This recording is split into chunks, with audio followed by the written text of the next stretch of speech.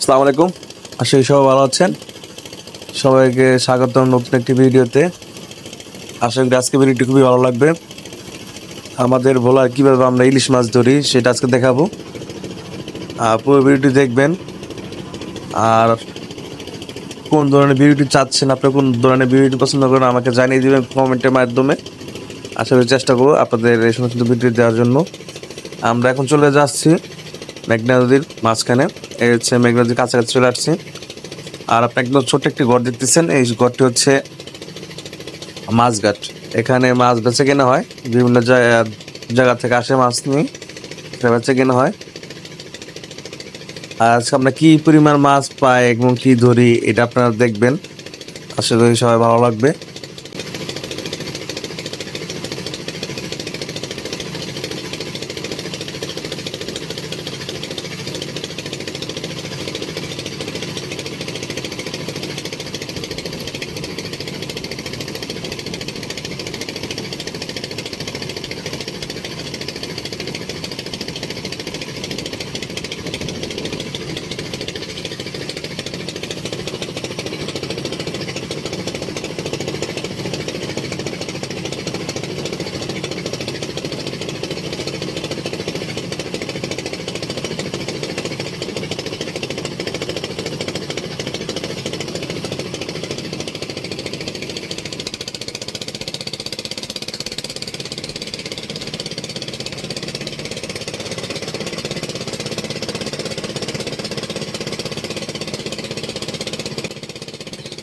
আর এই হচ্ছে আমরা মেঘনা চলে আসলাম।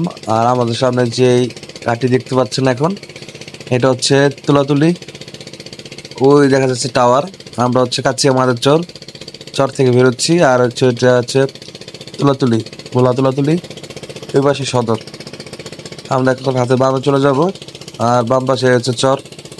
এখন জোয়ার পুরো পানি চলে আসছে, আমরা চলে যাচ্ছি। আর নদীর সৌন্দর্য দেখতে দেখতে আমরা একদম নদী গভীর চলে যাব। সেখান থেকে আমরা মাছ ধরবো। চলেন আমরা যেতে থাকি।